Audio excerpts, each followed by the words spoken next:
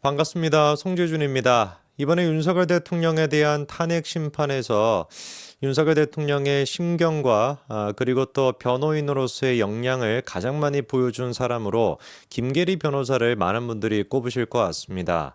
제일 처음에 이제 그 김계리 변호사 특유의 약간 좀 냉철하다라고 해야 될까요? 약간 좀 시크하다라고 얘기할 수 있을 것 같습니다. 그렇게 시크하게 증인들에 대해 가지고 말의 앞뒤가 안 맞는 부분들을 콕콕 집어내는 모습. 진짜로 신스틸러 같은 그런 모습을 김계리 변호사가 보였죠.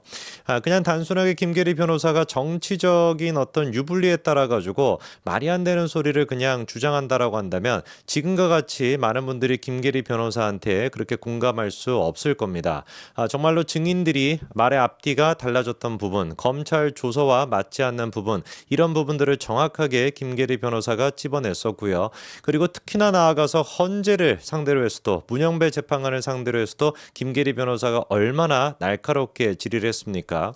마지막에 이제 그 한 8차 정도였나요? 윤석열 대통령이 증인을 상대로 신문하려고 했었을 때 이재명 같은 경우는 잘 아시는 것처럼 유동규 씨의 케이스도 그랬었고, 형사재판에서 당연히 이재명도 인간이니까, 인간은 맞기는 맞죠. 그렇죠. 약간 좀 헷갈릴 때가 많기는 많습니다만, 어쨌거나 저쨌거나 인간이니까 인간으로서 증인에 대해 가지고, 그리고 또 인간으로서 최소한의 방어권이 보장이 돼야 되니까 증인에 대해 가지고 자기가 생각하기에 말이 안 되는 부분이 있다라고 한다면 직접적으로 신문하고, 그거를 법원이 한 번이라도 막은 적이 있습니까? 근데 윤석열 대통령 같은 경우는 대통령이 직접 보기에 저 사람 거짓말하는 것 같다, 저 증인이 말이 안 되는 소리를 하는 것 같다, 내가 그러면 내 방어권을 위해 가지고 나한테 신문할 수 있는 기회를 주십시오, 변론할 수 있는 기회를 주십시오 라고 했었을 때 헌재가 어떻게 했습니까? 평의를 거쳐서 그렇게 하지 않겠다라고 그냥 딱 잘라가지고 얘기했죠. 김계리 변호사가 문영배를 상대로 해서도 도대체 그런 법조항이 어디 있냐, 어떤 법적인 근거를 가지고 그렇게 얘기하냐라고 따져 물으니까 윤석열 대통령이 뭔가 말리는 듯한 그런 모습까지도 나타났죠.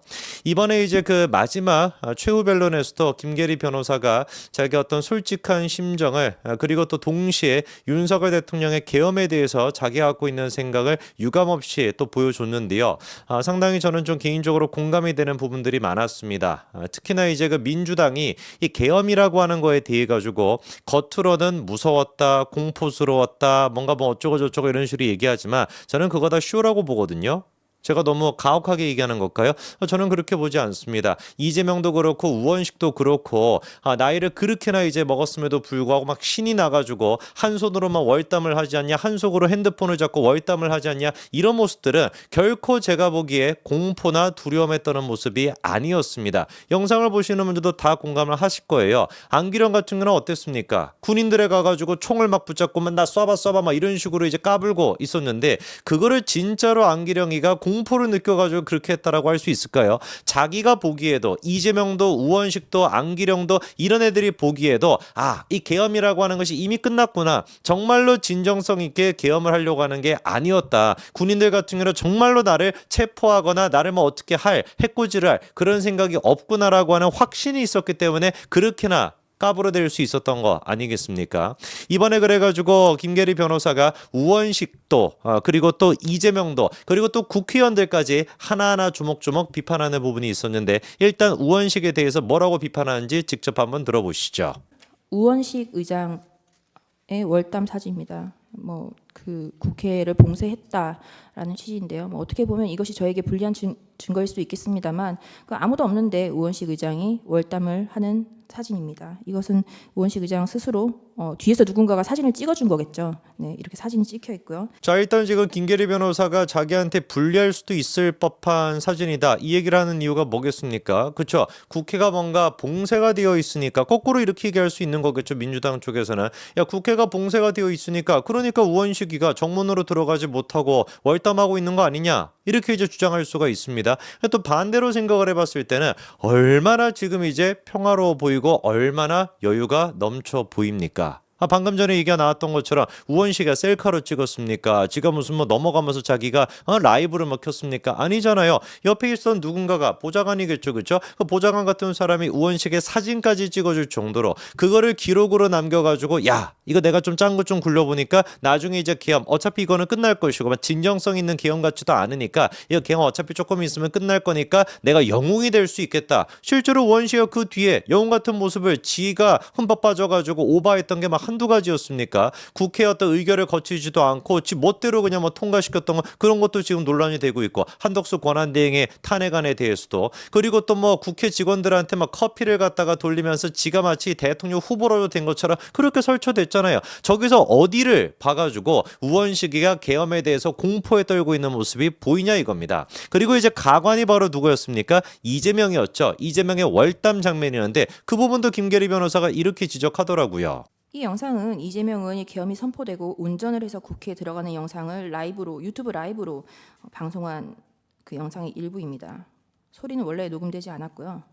차에서 내려 계엄이 선포되었지만 길에 뭐 계엄과 관련된 어떠한 인원도 없고 아무도 없는데 혼자 스스로 월담을 하는 장면입니다. 자, 방금 전에 이제 정확하게 얘기한 것처럼 이재명이가 자기가 증거를 남긴 거예요. 어떻게 보면 그렇지 않습니까? 지가 이제 차 타고 이동할 때 같은 경우도 라이브를 켜가지고 개딸들과 뭐 소통을 했었습니다. 왈왈 월월 뭐 이렇게 하면서 소통하는지는 모르겠지만 멍멍 뭐 이렇게 하나요? 뭐 어쨌거나 개딸들과 그렇게 소통하면서 차 안에서부터 월담하는 장면까지 다 저렇게 지가 증거로 남겨놨습니다. 저 장면을 보니까 여러분들은 어떤 생각이 드십니까? 그냥 어떤 아저씨가 동네 아저씨가 마실 나왔나 보다. 동네 아저씨가 뭔가 산책하는가 보다. 이런 생각이 들지. 저기 어디에서 도대체 긴장감이 느껴지고 어디에서 공포감이 느껴집니까? 저는 그게 하나도 느껴지지 않거든요.